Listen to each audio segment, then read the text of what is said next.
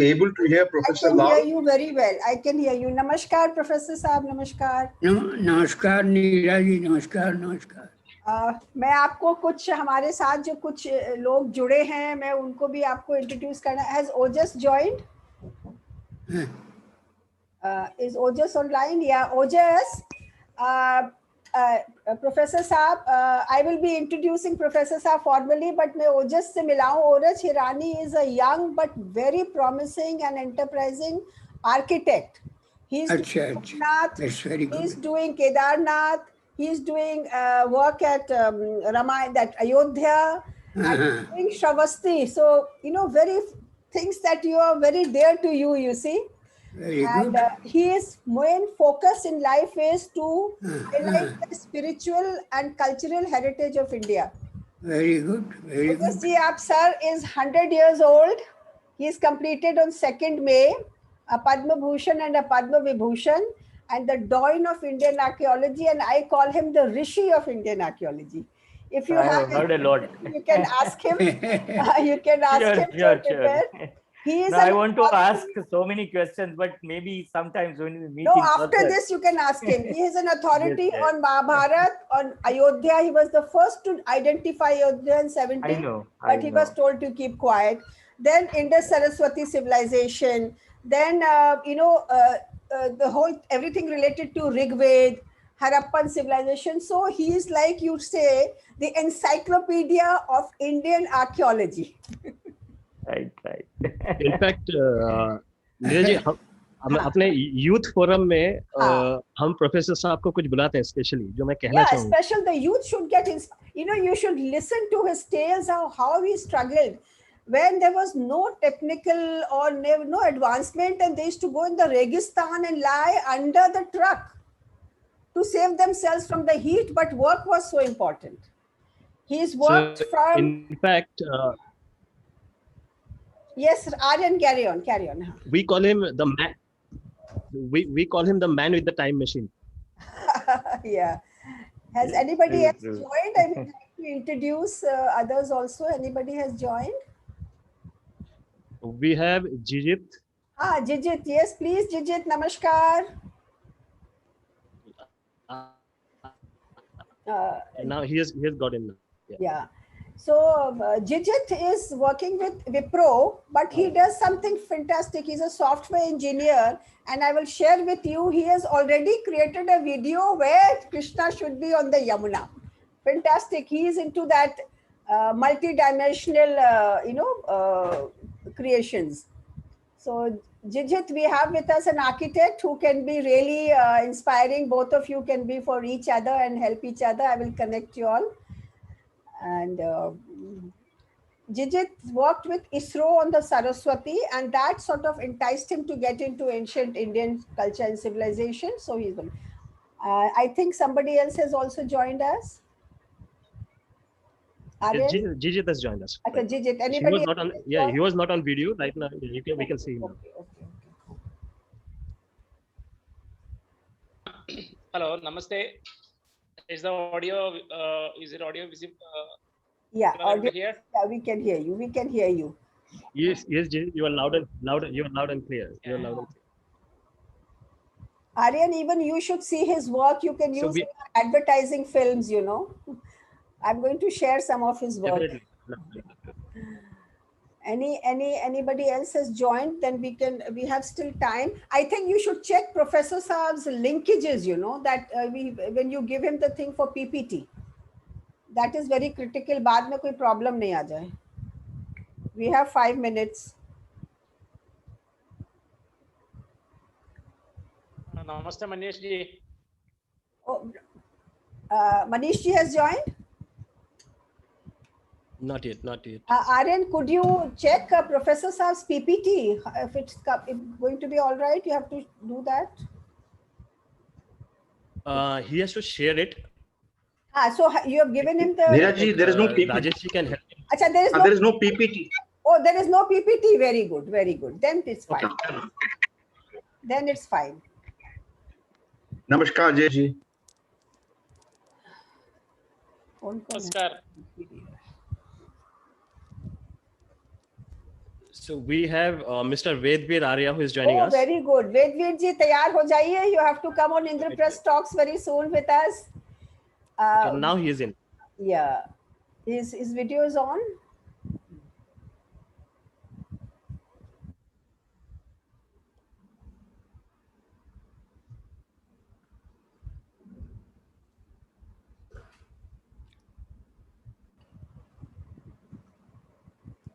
Unmute.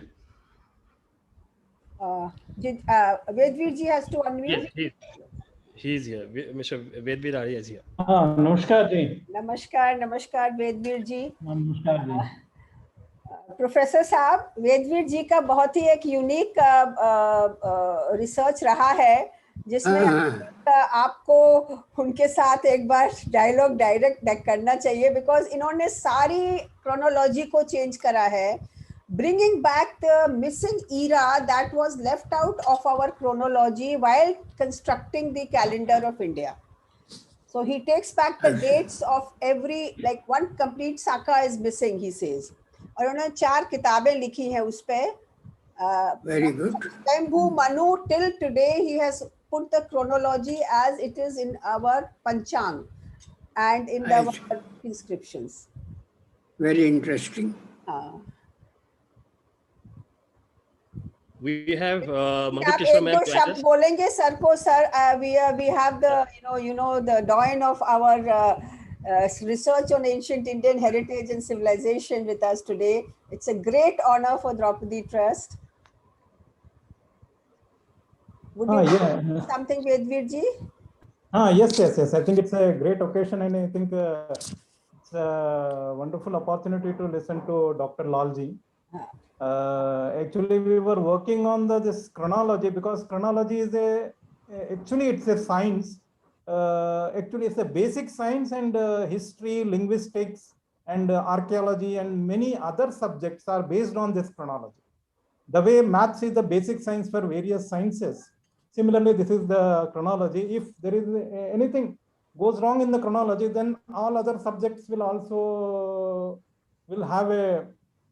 have to be reviewed. So that's why we are working on. I think we would like to listen to our legendary archaeologist, Dr. Lalji. I think we want to know because we have worked on epigraphic evidence and literary evidence. Today, we are very keen to listen to the archaeology related findings and the insights from our legendary sir. Anybody else joining us? I think we should start sharp at 6 o'clock because yes, we will. So Neeraj, we also have Madhu Kishore ji with us. She has joined. How nice. Thank session. you for joining, Madhu ji. Madhu Kishore ji is not only a social activist, a legal professional, but she is really now come into this field of ancient history and culture, and I think it's going to add a lot of weight to the work that is happening in this. ये screen क्यों आ जाता है? माधु जी आपको सुनाई दे रहा है? I think Madhuji, your mic is not connected, I guess. We can see your video, but we don't have the audio.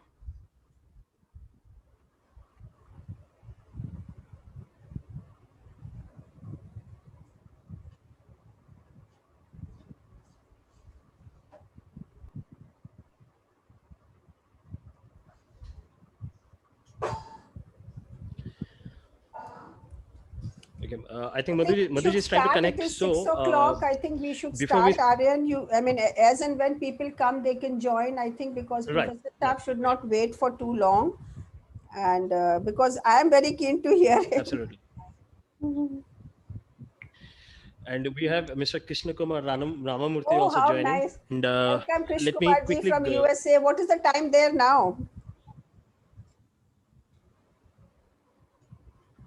I think you have to repeat. He has just joined. Namaskar, Krishna Kumar ji. Aapke yahan, what is the time? Because it's an odd hour in America.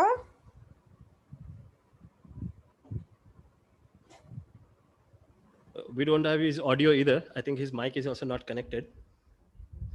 Okay, I think let's get started. First of all, everybody, welcome welcome. And I think this is going to be a great session. I've been waiting to hear from sir for a pretty long time. And छोटा सा मैं एक technical briefing दे दूंगा, but this is not a live session. We are not going live anywhere, so that we can document the best of Professor Lal into these sessions. So we'll have Niraji introducing Professor Lal, and then I'll be representing the youth section of our culture today. And why I'll simply give a very small description of what is the relevance of knowing about our culture and the historicity of Mahabharata in context of Indraprastha talks. And then we'll go and we'll listen to Professor Lal. Uske baad we'll have 2 questions from the panel, and then we'll open the questions up for all the experts and all the invitees out here. So till then, when we have Professor Lal speaking, we'll have to mute all the videos. Okay, please kindly bear with us, so that we can capture him the best and his audio and videos. So with your permission, okay, can I have the videos muted?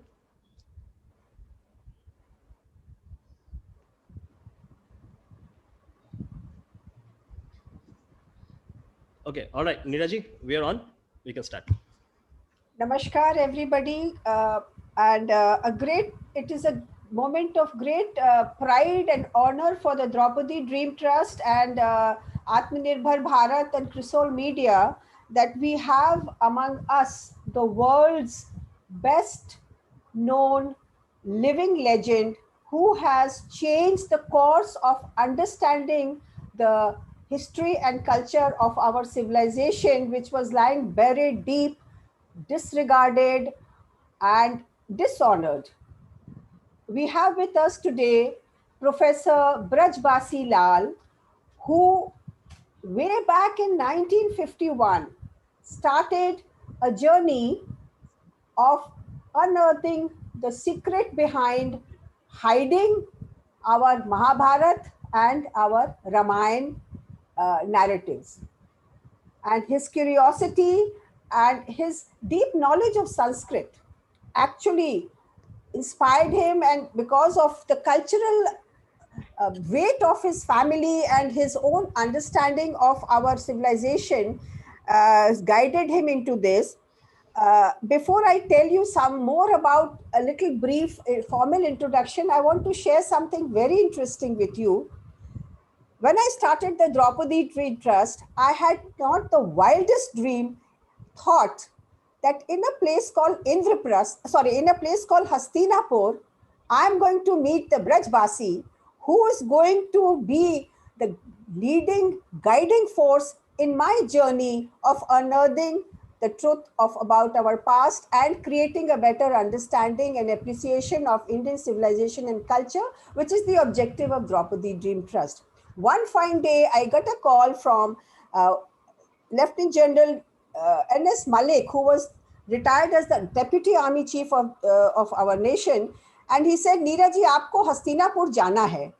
And since he knew my work on Draupadi, he thought, I thought, he's just joking. He says, Nahi, Neeraji, it's a very serious thing. There is a seminar happening at Shobit University, and you have to talk about Kampilya.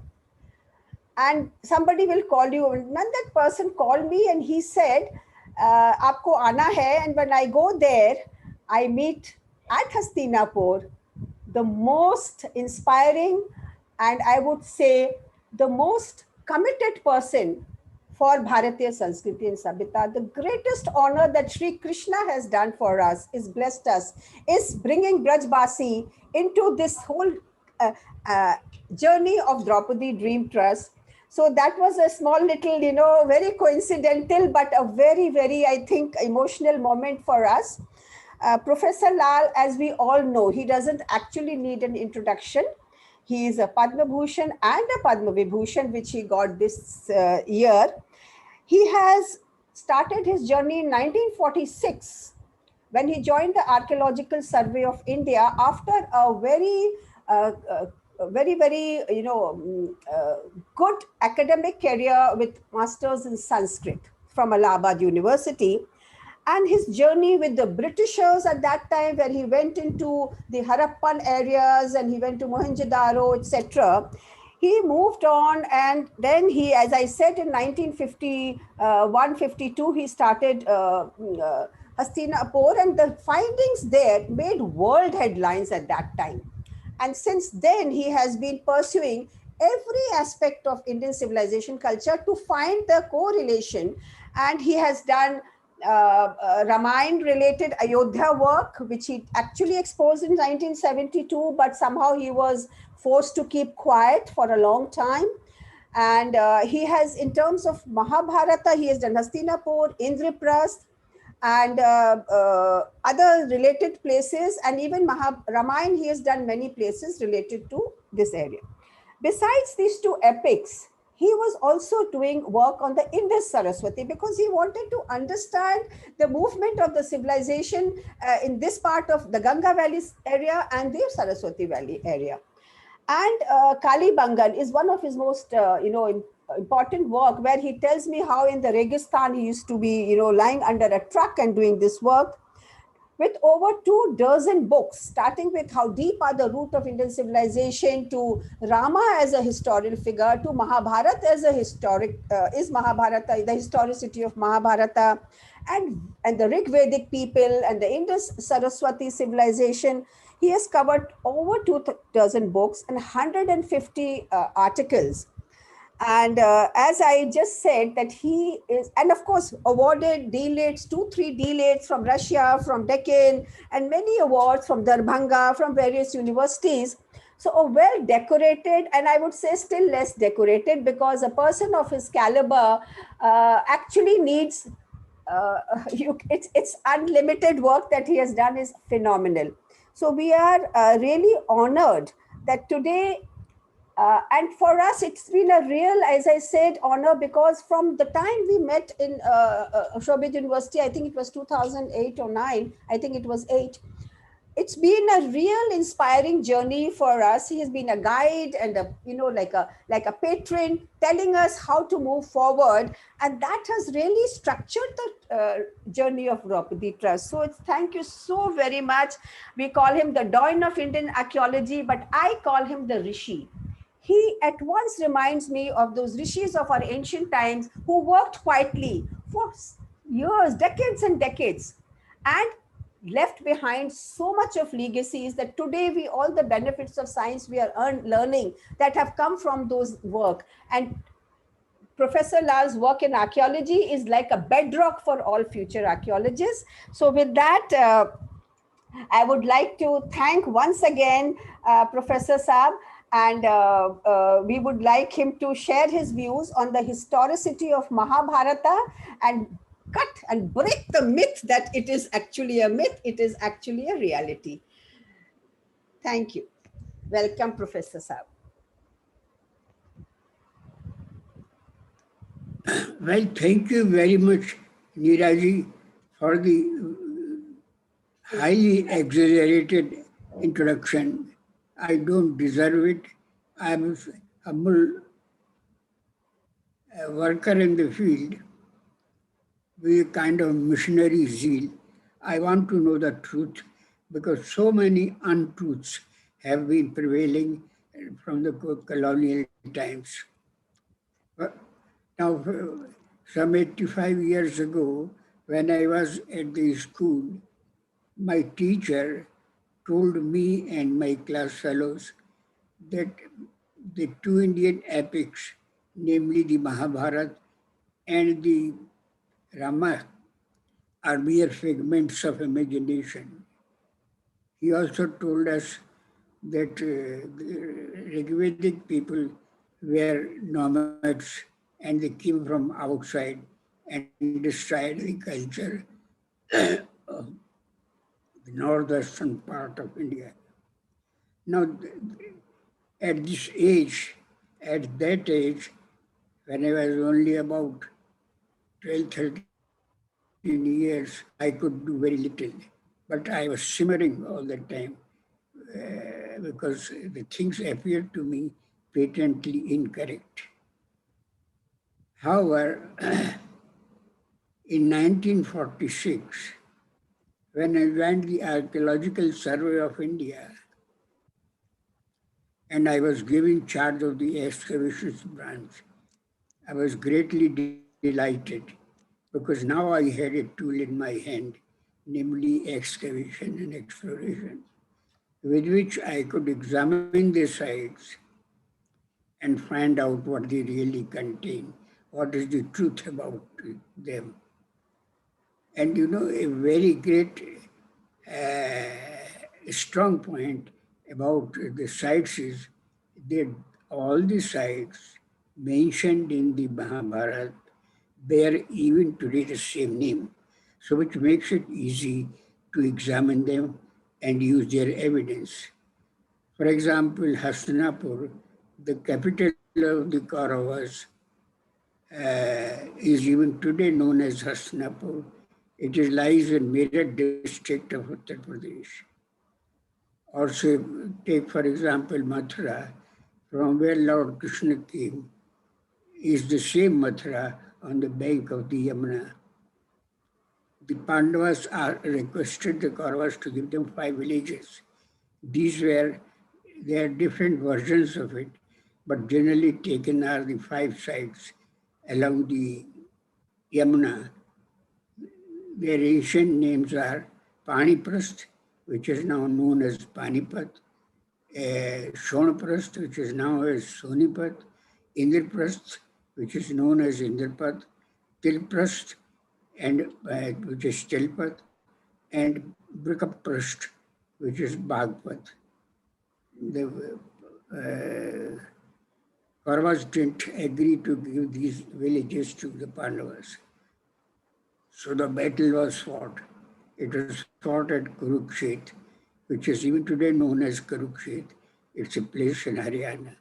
So my job became easy. The sites were ready, waiting for an exploration and excavation. And I took about 6 months, not minding the heat of June or the rains of July. I worked around, and within 6 months, I collected the evidence. Now, the evidence from exploration was like this.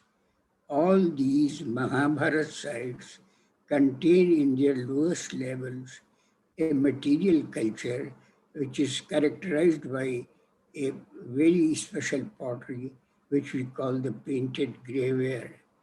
It is a grey pottery, bowls, dishes, lotas, and all the usual dining set that we used to have before we had the tableware now, the traditional Indian dining set, thali, katori, gilas, and lota, that was there. Now these grey colored pottery pieces were painted with black designs in. Now, this painted graveware was found at all these sites, and according to C14 method of dating, its date falls between 1200 BC and 800 BC. 1200 BC and 800 BC. Now, this evidence from exploration gave one clue. It put all these sites in a one single knot, a cultural interaction between them. And the date was 1200 to 800 BC. But that was nothing in the sense it did not prove the historicity of the Mahabharata. I mean, let the sites be contemporary during a certain period, but what has that evidence to do with the historicity of the Mahabharata? So I decided, excuse me,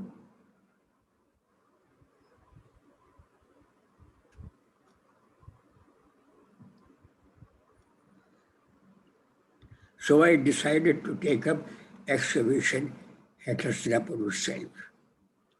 To tell you the geography of Hastinapur, Hastinapur lies along the right bank of the Ganga. The mound stretches along the river from north to south.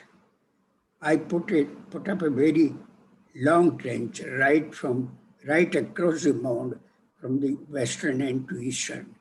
That is from the non-river side to the river side. But when I started working, within a month or so, I got some shocking evidence. That was that the western side of the mound, that is the non-river side of the mound, yielded the painted gravel, but not the one facing the river. I was very much upset, and for nights together, I didn't have any sleep. But one night around 12 o'clock, an idea came to my mind. Is it possible that the riverside part of the mound was somehow cut away by the river in a flood or something like this? So 12 o'clock in the night, I went to the site with Petromax lamps, spade and pickaxes, and did some exploratory work.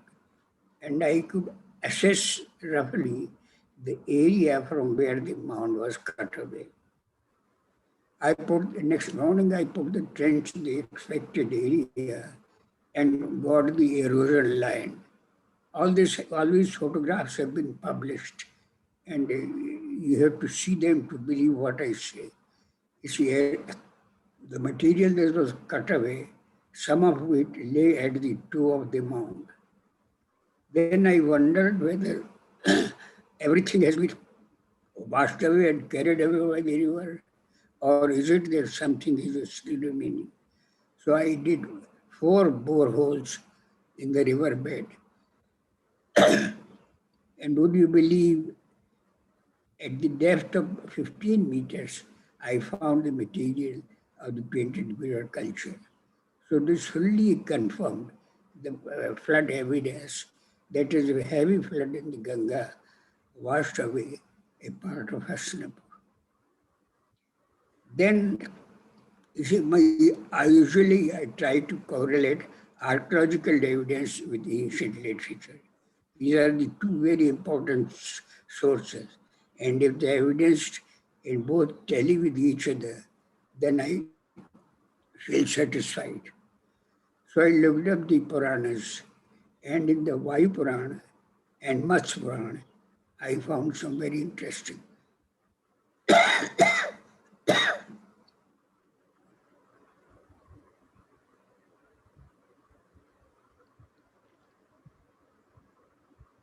I found some very interesting evidence. These give the genealogy from Parikshit, who ascended the throne after the Mahabharata war, down all the way. The genealogy mentions a king called Nichakshu, as at number 5 from Parikshit.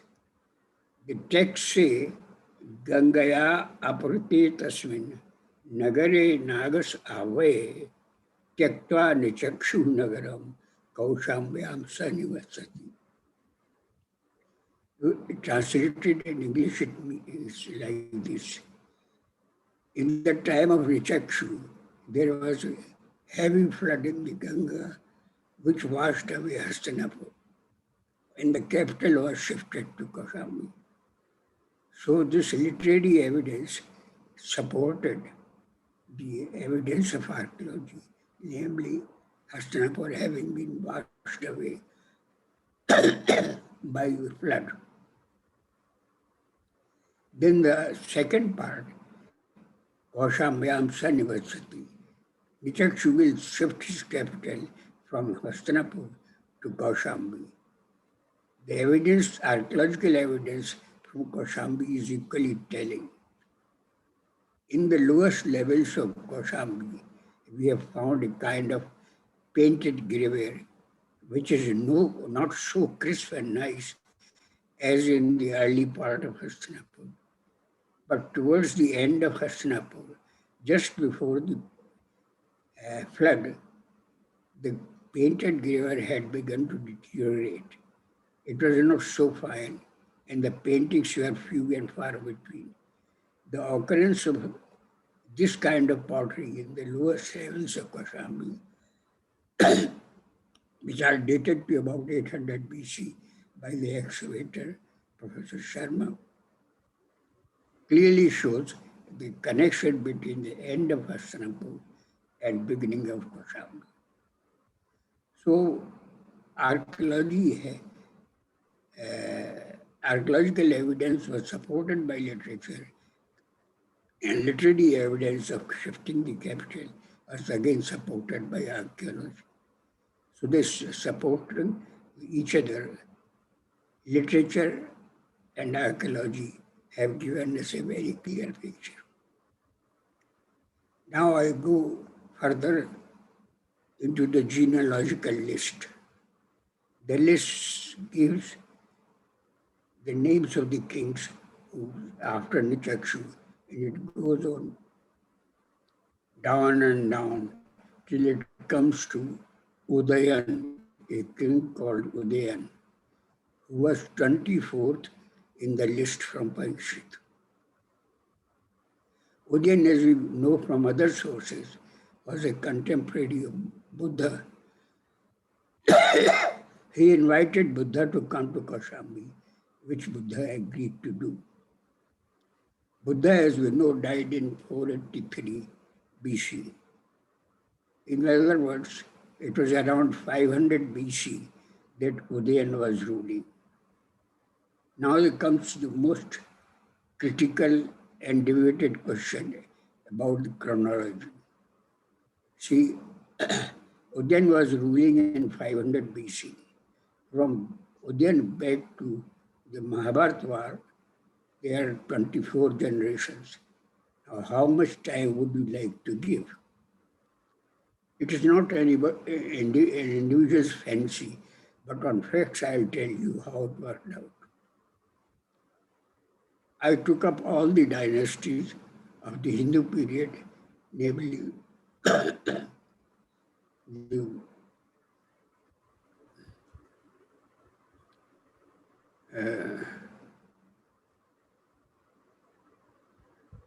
Mauryas, Shungas, Karnas, Kushanas, Shakas, and all the Muslim rulers from Qutbuddin Aibak to Bahadur Shah Zafar, and worked out the average. I found that the highest average was 11 years, 13 years of the Guptas, but the total average of the averages of all the dynasties turned out to be 13.55. Now, if we round it off to 14, or even say 15, then 15 per ruler, mind you, it is not generation, father and son, but the ruler. Because as we know, some kings had a very long duration, like Akbar, who ruled from 1556 to 1605, and other rulers who had only 2 years of life. So the average comes to, if we round it off to 15, multiply 15 by 24, that is 360. If we add 360 to the time when Udayan was ruler, it comes to 860. Now, I do not say that actually 860 was the year of the war, but it gives an approximation. Even if you enlarge it to 20, which is not anywhere in the world it has happened. It never went to 20. Parliament made a survey of all the world dynasties, and his maximum was 18. But I say, let us for discussion take 20 years per ruler, and you have 24 rulers. It makes it 480. 480 plus 500 gives you 900 figures, 980 BC. So whichever way you try, you never cross 1000 BC. I'm afraid this date will not be acceptable to many. Many of us who are, I don't know what word to use, sentimental about our ancient history. I want to be factual, not sentimental. Now,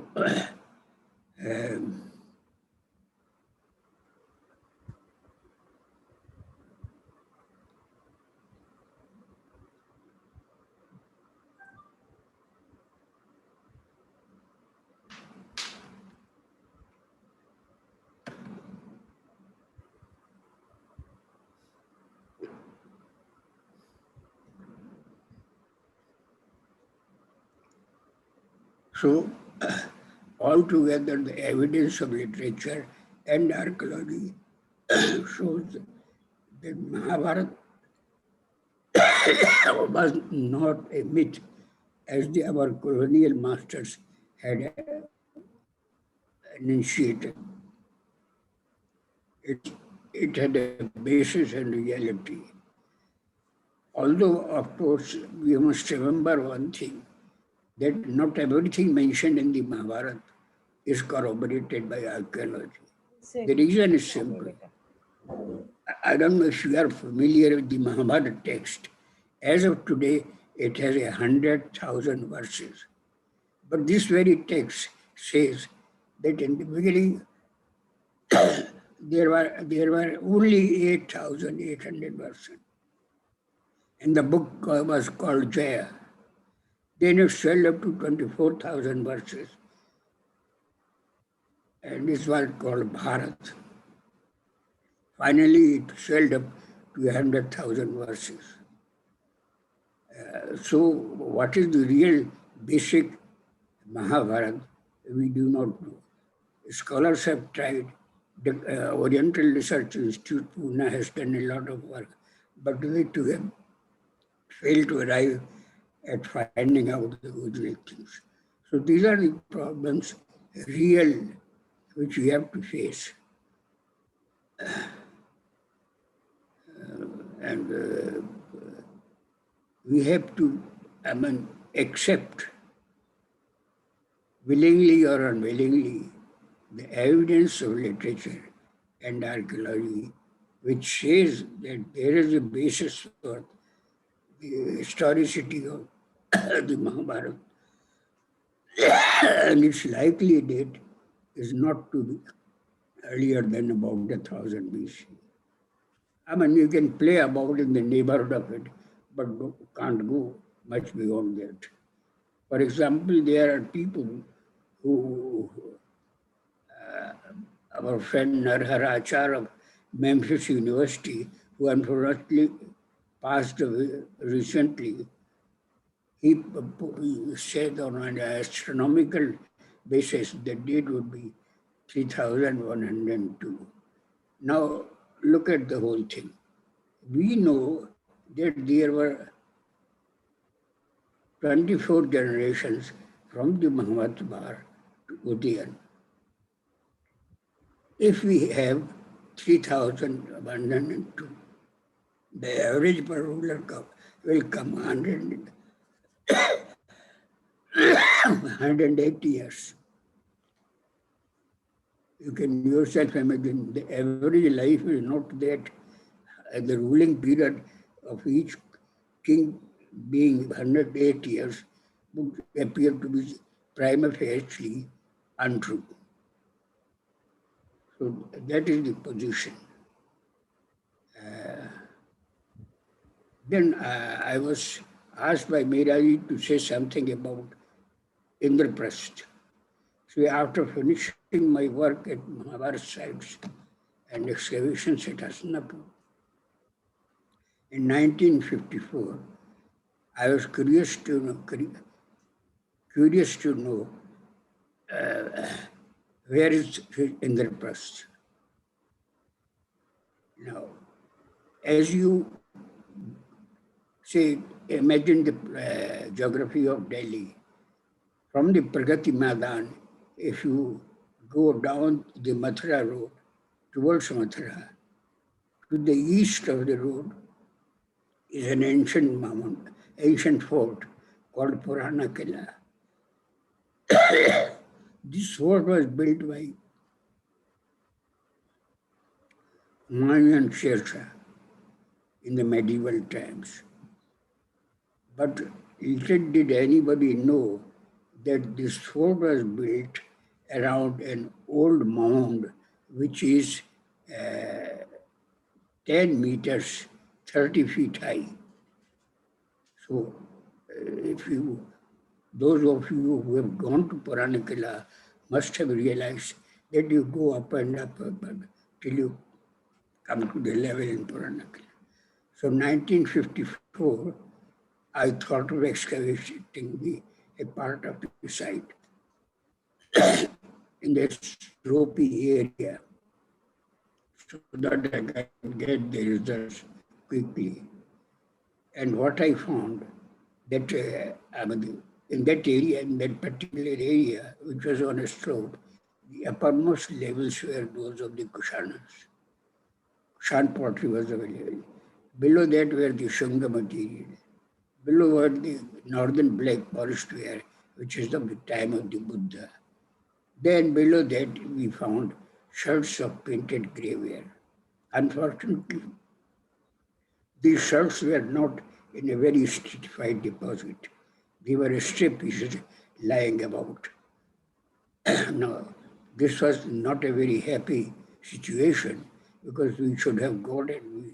We want still to get the horizontal layers of the painted grey as we have at Hastinapur and other Mahabharata. At the same time, it is very clear that the painted grey occurs at Indraprastha. It did not occur in the very trench which we did, but within a radius of about 100 meters. If we extend the trench now, I'm sure we will get it. So the association of Indraprastha with the painted grey, which is typical Mahabharata pottery, is very important. It fully establishes the history of of Indraprastha. And this 10-meter high mount contains a continuous history from the time of the painted grey through northern black polished ware, Shungas, Kushanas, Guptas, Rajput period, Sultanate period, then Mughal period, and up to the British towns. In the 20th century, at the beginning, there was a settlement here, which is registered in the revenue records as Indraprastha. This, I have published a photograph of it. This is right from the Mahabharata times up to the British times. 3,000 years of history lies within this mound. Unfortunately, it has not been well preserved. The site deserves to be well preserved, and there should be a museum so that visitors can see. Because seeing is believing. You can't believe what you do not see. So I have been pleading, but my request has fallen on deaf ears. Anyway, we'll continue to pursue that. In fact, with Neeraj ji, some lady known to her, has drawn a plan of putting a glass case over the excavated area. That plan was shown to the Director General, but the Director General showed her the doors. So that is what the present situation is. I thank you very much for patient hearing. I have been having bad throat, so coughing all the time and sipping water. But I hope you will think over what I have said and try to assess my statement. Don't take everything for granted, but please do not throw it away. We have evidence in our hand. which must duly assess and utilize. Thank you very much for patient hearing. Thank you so much. It's absolutely mesmerizing. Aryan, please get everybody on board now, and let's start the questions. Few questions to sir. Sir, पहली बात तो sir Absolutely mesmerizing. Thank you so definitely it was not only mesmerizing, but it was magical. But in fact it was a journey.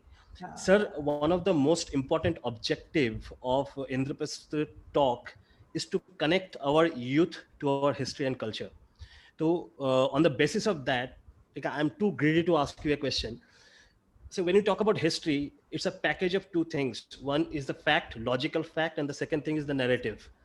So there are high chances जिस तरह के इतिहास हम पढ़ते हैं, because we get carried away, we get overdriven by the narratives, and we often ignore the facts. So what do you suggest, especially people who are interested in history, not only people who are interested in history, but every youth, how they connect to the history and understand the facts more than getting carried away with the narratives?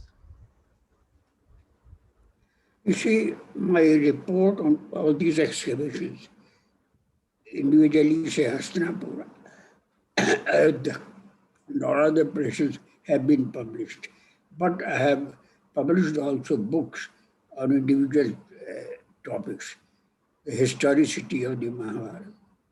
Indraprastha, a separate book on it.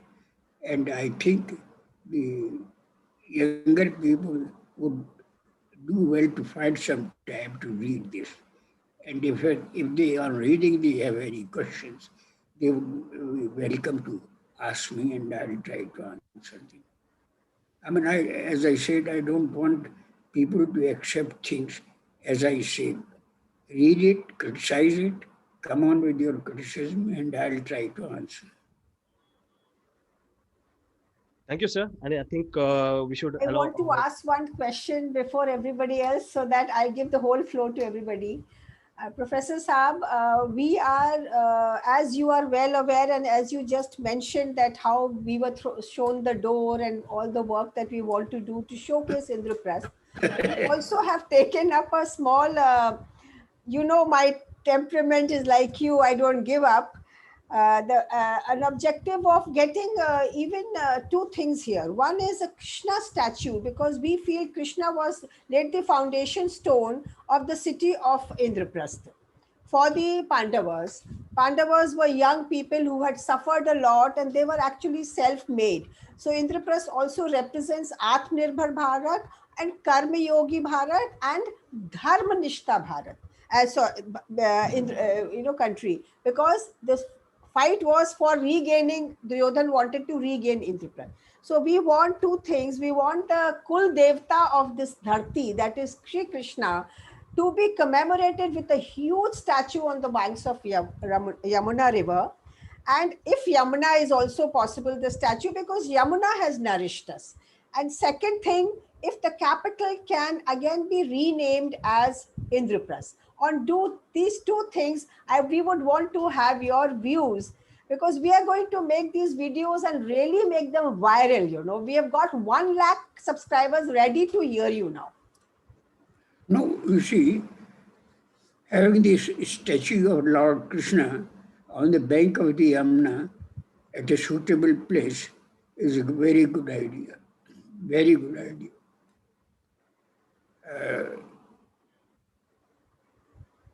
We have these, for example, as we go towards Gurgaon and beyond,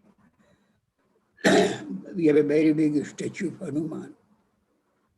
Why can't we have it that of Lord Krishna? What was the second thing you said? Renaming. Yes. Well, renaming has become a fashion.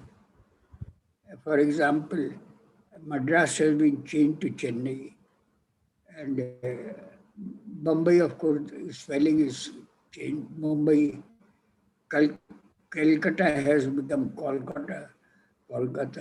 So, and quite a few other places have changed their name. Now, this is a thing which should be very much resisted, I can tell you. there is what goes as the opposition parties. The moment you put this idea across, they will say this is Hindu chauvinism. They won't realize that it was the original ancient name. It was the most ancient name of Delhi. Because in that book, Seven Cities of Delhi, Kila Rajpatra, which is of the Rajput times, is the earliest. There is nothing mentioned in any book about anything earlier than Kila Rajpatra. So it will put the thing in perspective. But you have to, I think, work hard, steadily, slowly, persuasively to get your aim done. I mean, changing the name is not a bad idea, but I am saying I see lots of impediments in your effort. May God bless you and your ideas. Thank you so much. So you are in favor of getting it named to its original identity. Yes. Thank you so very much. Yes, Arya, now take on and you can ask everybody the questions can come in, please. Yeah. Yes, Yeah. we can ask. I think Jijit Yeah. has a question. Let him ask a Yes, question. please, I Jijit. do have a Yes. question Yeah, for sir. In fact, if you, I'll allow Jijit to ask a Yes. question first because. please. Namaste, Lalji. Namaskar, namaskar. Message is received from One BKI. question I have is I heard from a lot of other archaeologists. We had a recent talk where you are also present, Neeraj has organized, where there was a date of between 1800 BC and 1700 BC. Sanjay Munjalji has mentioned that that is a possible date of Kurukshetra war. And I also learned about the BRW, which is similar to the painted grey ware, the black red ware pottery has now spread. It is available almost every other Mahabharata cities. So these two things I've been hearing for a long time, and I just want to know what is your opinion about that. You see, black and red ware has a long history. Its earliest evidence is available at Ahar. Then it goes on and on by fits and starts. But by the time of the painted graveyard, it's not the black and red whether painted designs. So, I mean, there is a progressive change in it. And what was your other point? Yeah, there was an arrived date of between 1800 BC and 1700 BC, which has emerged, I think, primarily based on the PRW dates and increasing the antiquity of some previously dated places like Ahichatra, Kampilya, and I'm not sure about Indraprastha, but these 3-4 cities, there was some kind of an increase. They don't have any deposit of black and red ware. Okay. Aichatra hasn't got it. Kampil hasn't got it. And on this topic, I understand there is going to be another webinar after a few days on the archaeoastronomy, in which I understand Air Marshal Rajesh Lal will be presenting his case of his comments on these various dates, 3000 BC. I just heard somebody is now of the view that it is 7000 BC. You see, he's simply thinking it. I mean, coolly think. A drama can be staged, Mahabharata can be staged only at the sites which are mentioned in it, not sites which are not mentioned in it. Now, Hastinapur, Mathura, Kurukshetra, etc., whatever evidence they produce will have to be accepted willingly or unwillingly. I mean, let us be honest to ourselves. Thanks, We have, Sir, please. sir, I want to ask a question. Sir, even in like in Egypt, ancient Egypt, or even certain European countries, some graffitis or some inscriptions have been found which could not be deciphered till date. But why Indian archaeologists are so obsessed that Indus Valley civilization is not part of Indian civilization? Why No, we no. Indus Valley civilization? Why we don't call Indian civilization? Even though the script has been not deciphered, You see, why we don't claim that that is Indian civilization? That is part of no, our. no, no. We have always claimed that it is Indian civilization. Nobody says that the Indus civilization is not Indian civilization. It was named the Indus civilization because for the first time it was found in the Indus Valley, and therefore the name was given. And once a name is given, it continues. So nobody has ever said that the Indus civilization is not Indian. It is very much Indian. It is on the Indian soil. It is not on any other soil outside India. So it has got to be Indian. Unfortunately, that part is in Pakistan now, where Harappa and Mohenjo-daro sit. But Indian archaeologists, at the time of partition, all the sites had gone to Pakistan. But Indian archaeologists worked hard, and they have got more sites now on the Indian side of the border. More sites, 1,000 and more. And these are not mere number. The Indian sites have contributed quite a lot. For example, I'll tell you very briefly. Lothal in Gujarat has given the earliest dockyard to the world.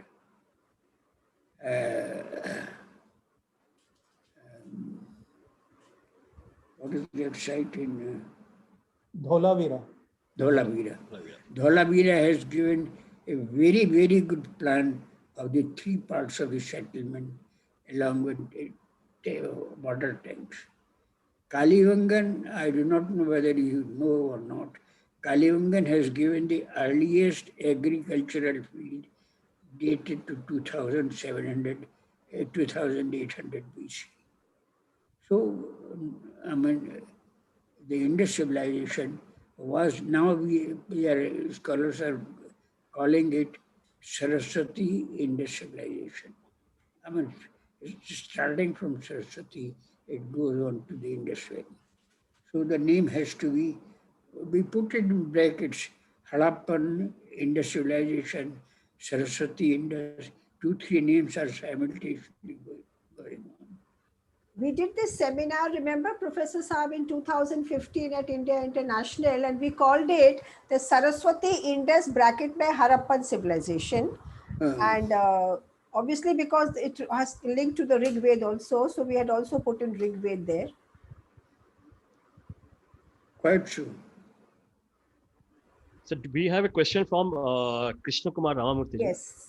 So he asks, I think he's online. His You want vo- to ask a question Let as him well? ask. Can you? His voice is Can you there. please unmute? Unmute, please, KKRG. Yeah, can you hear me? Yes. Yes, yes, we can. Just introduce yourself to Professor Saab because he is hearing you for the first time. Oh, Namaste, Bibi Lalji. My name is Namaste, Krishna namaste. Ramurthy. Thank you for the fascinating talk. I am an electrical engineer here in the United States. I've been working on Mahabharata dating through astronomical software means, dating it to 1504 BCE. Um, and my question to you, sir, is um, your thoughts on Dr. S.R. Rao's excavation on Dwaraka.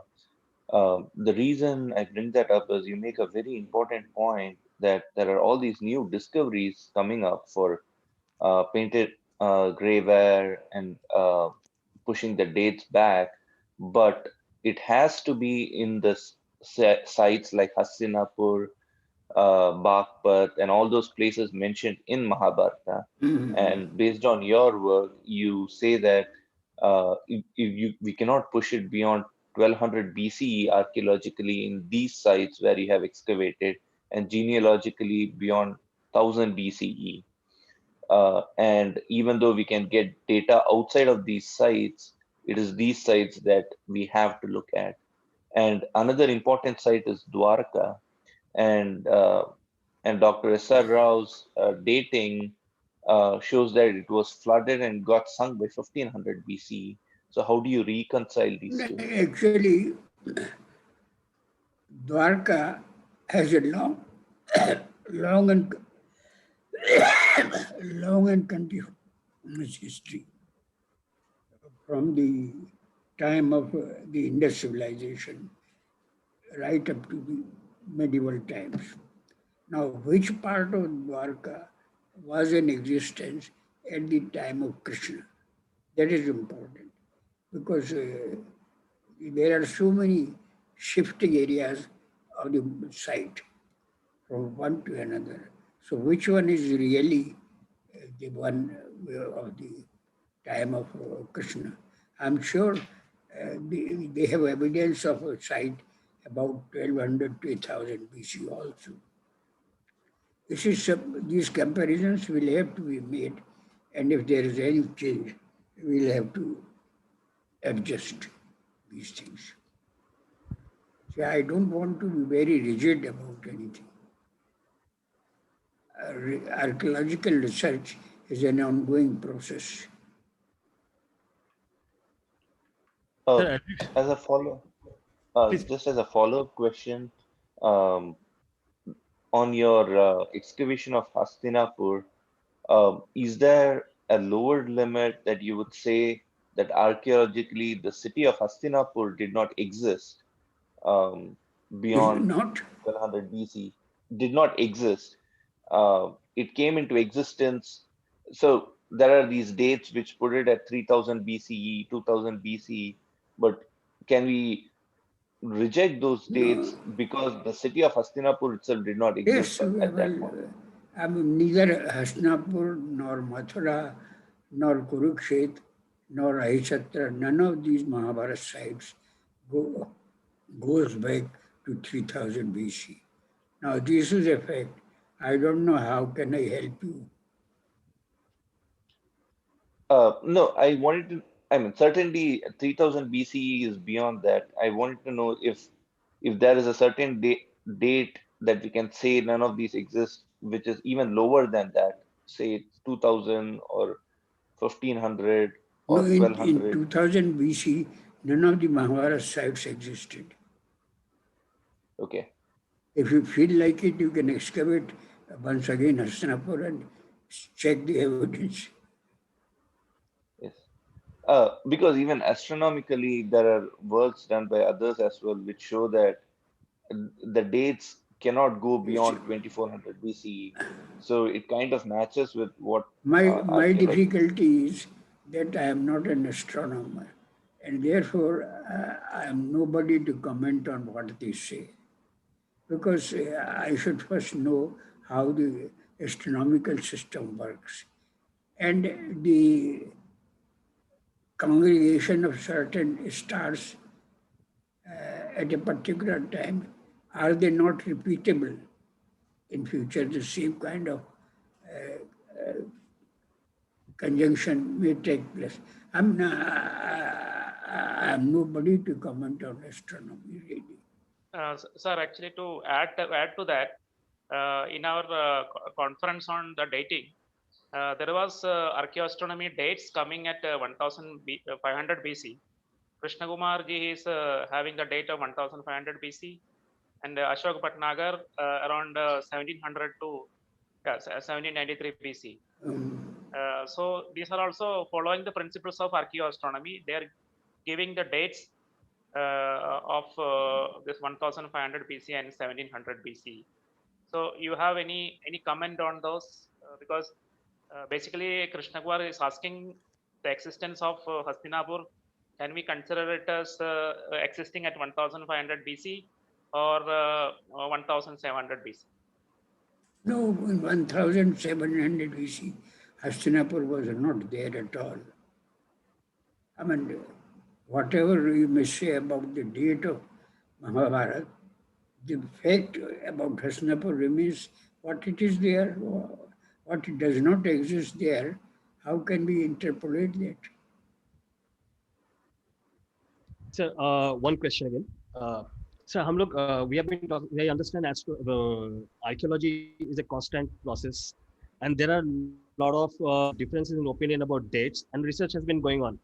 But मैं फिर से सवाल पूछूंगा narratives और facts के बारे में. Sir, there have been so many findings which is already indicating to so many evidences, or with many evidences which is coming up, from Rakhi Gari to even Shinoli. There are a lot of evidences which are already indicating to a fact. My question is, we want to end this debate forever, and we want to build up our future Bharat on the fact of the authenticity of our own history. तो ये जो debate है कि Mahabharat history है, कितना इतिहास है, कितना फैक्ट्स है और कितना नैरेटिव है, we are still driving this as a mythology, as a narrative of mythology. My question is, can you give us some input जहाँ पे हम वहाँ से कनेक्ट कर सके, उस फैक्ट्स को कनेक्ट कर सके, जिससे हम उस पे we can go to the facts that Mahabharata is also history, just not driven mythology or just not narratives. No, it is not mythology. It is history. There is a basis for it. There is no doubt about it. But as I said, the original 8,800 verses from Jaya swelled up to 100,000 verses, 11 times inflation. We are familiar with it, inflation in our economic life, but this is quite a lot. So unless somebody finds a way to find out the original Bharat Jaya, we will remain discussing. I mean, the truth will not come out. Well, thank you very much. Any other question anybody else has? Because anybody online who has a question, Aryan, please पूछिए जरा. So do we have Mr. Irani, any question? Do you have any question to ask at this moment? Irani ji, हाँ. I have a very general question, because most of my projects are at these historical places and sites. And wherever I go, I see that our ancient heritage is quite neglected. Even I think the archaeological profession, though I find it very fascinating, I think not much importance is given so far to this profession. There are so many things. Wherever you put your foot, there is something to get explored. We citizens of India also don't know that what heritage we have lying beneath us. So what can be done to make this profession much more interesting, and how to produce many more archaeologists in future? Because I don't think that it is the first choice or second choice of today's youth.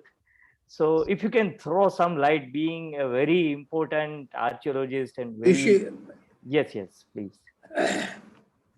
You people, some say about 20 or 30 people should form a group and take up the case with the government. See, unless the thing is hammered on their head, they won't move. Granted that at the moment they have no time for archaeology in this COVID era, but after this, let there be public pressure on this government. You see, they are very unmindful of things. You know, a site like Kalibangan has been reduced, and I have written a book called Agony of an Archaeologist. I wonder if you would like to have a look at it.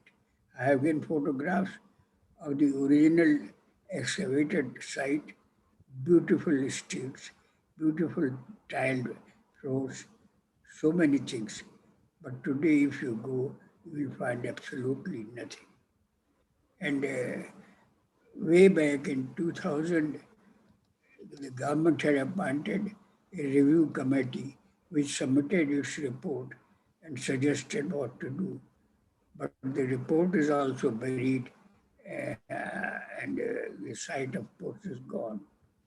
But it can still be retrieved if there is a will to do it. Where there is a will, there is a way.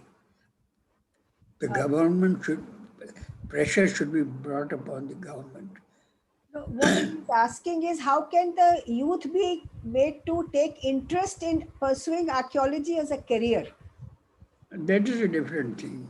This is what his question was actually. Yeah, I think he has answered one part of it, and I am fully convinced that that pressure has to be mounted, and maybe we can play a vital role. Yeah. Foundation. I think you Yes. prepared In fact, Archaeological Research Foundation or some sort of organization about 40, 50 eminent people from the country from different parts. And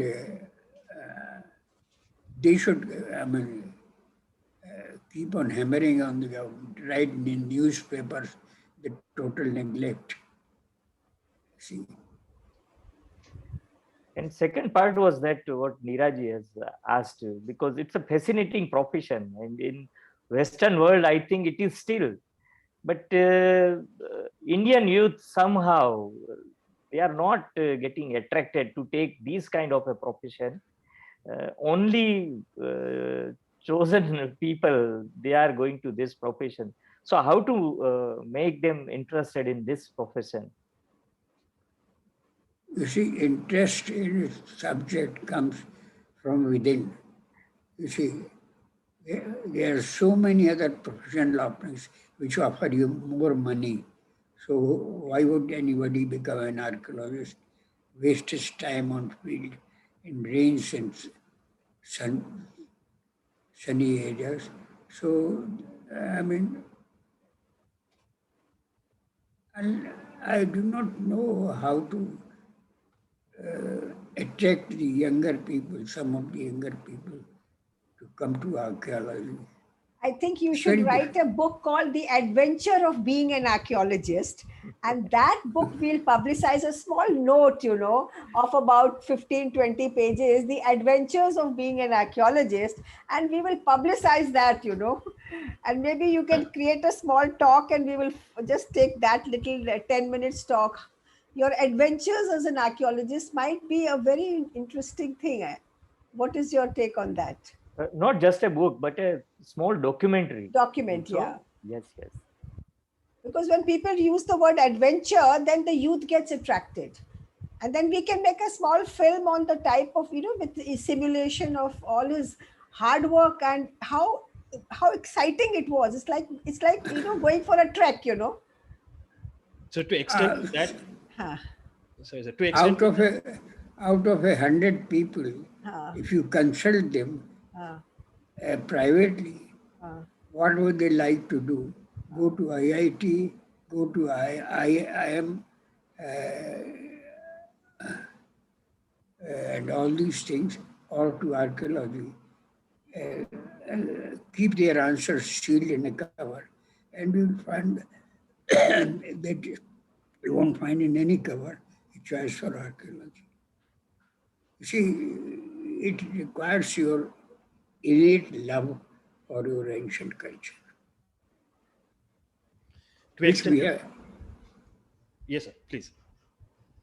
And I think to extend to that, I think government has to play a huge role even to divide the facts from the narratives, and again building interest on this subject. And in fact, our education system has to put emphasis so that we can actually have more archaeologists inspired by Professor V.V. Lal, who can find out a lot more things about our culture and history. Yeah, I'll tell you an example of the indifference of the government about it.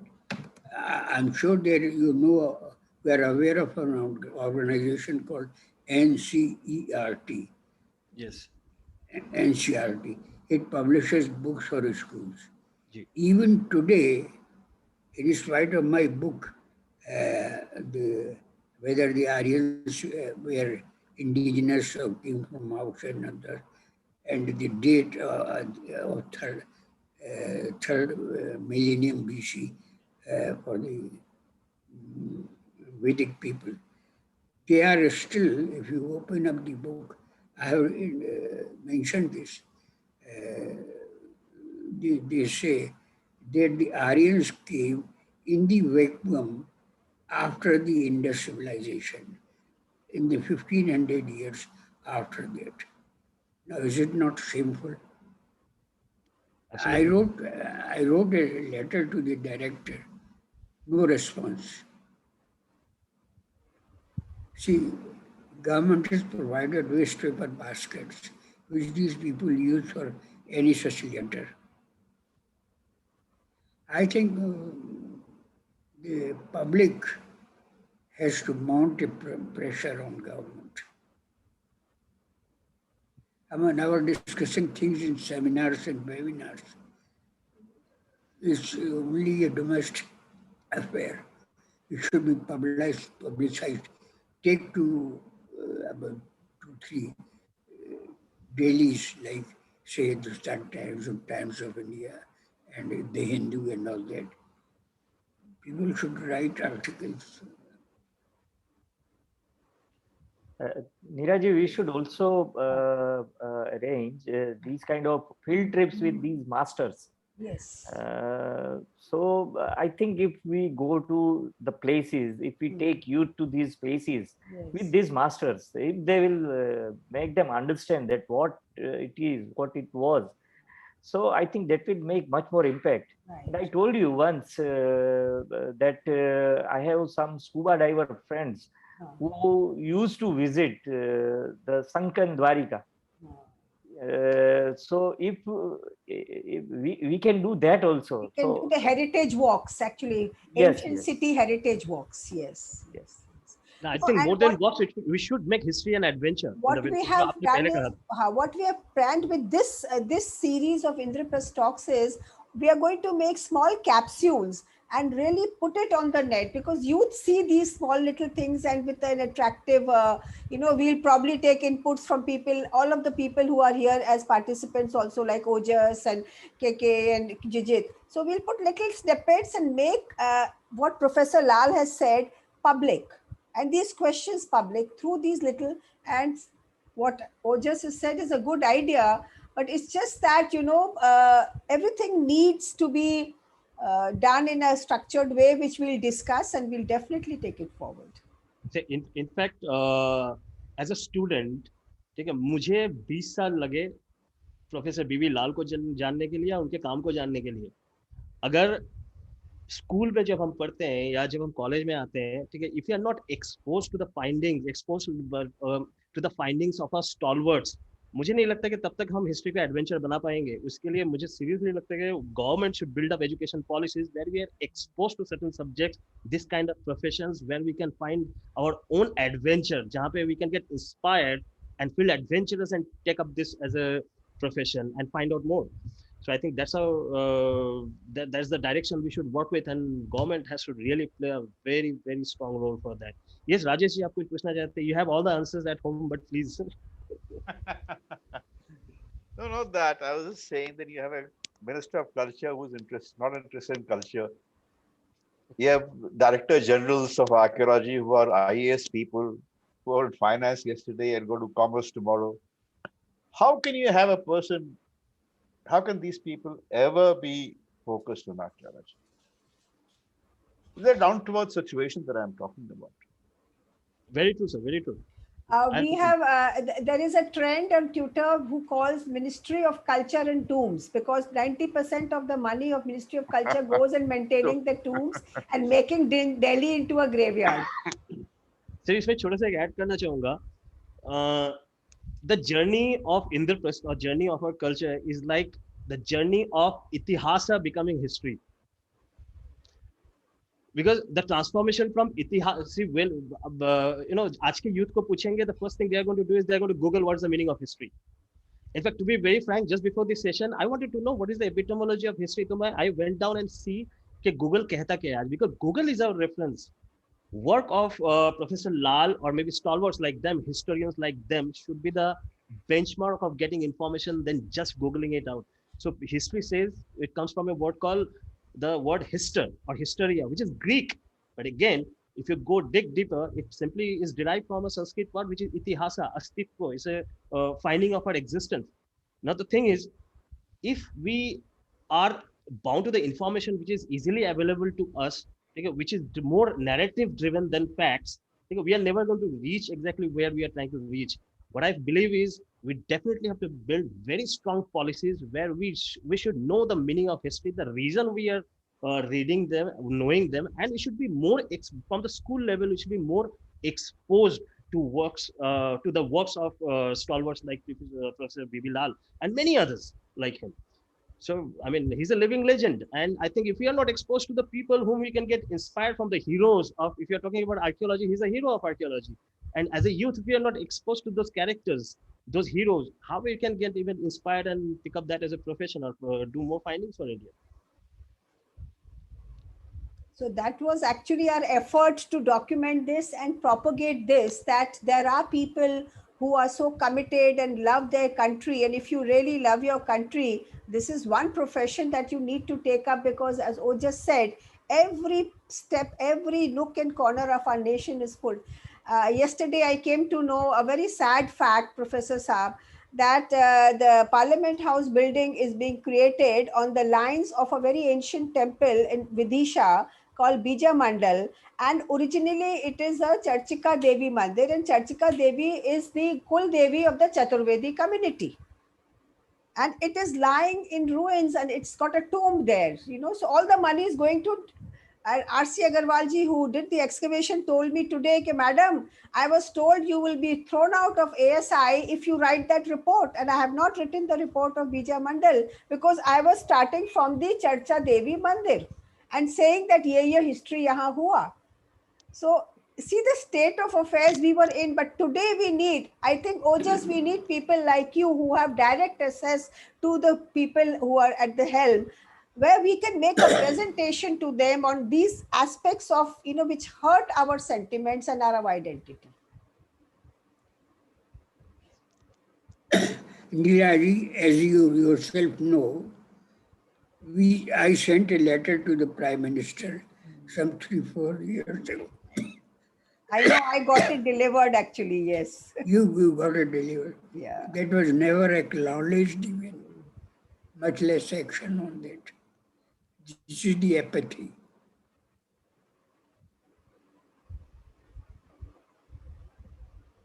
That is the problem here. Right, sir. Thank you very much. I think we have been. This was we are really blessed, and it's a beautiful. Yes, please, Aryan, yes, continue. Anybody else? Anything else to say? Because I see some other names, but they're not online, so we can't see them. Yes, we do have few people, and I think we had the questions for most of them. Okay.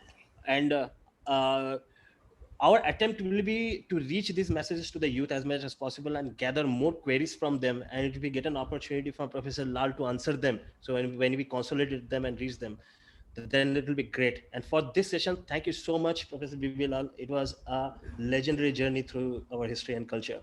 Thank you so much, sir. Thank you very much. Thank you so very much. And thank you everybody for being a part of this journey. Ojas ji, we have a big task at our hand, okay?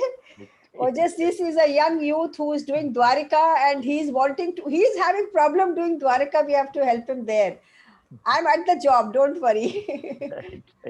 Okay, thank you so very much. Thank you. Rajesh bhai, thank you so much. Namaskar. Have a great evening, sir. Have a great evening. Thank you so much. Thank you, Bedveer ji and others, Jidit, everybody. Thank you so much. KKR, everybody. Thank you so very much. सबका turn आने वाला है जल्दी जल्दी. अच्छा.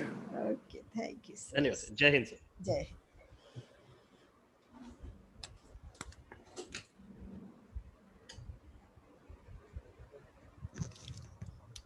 Take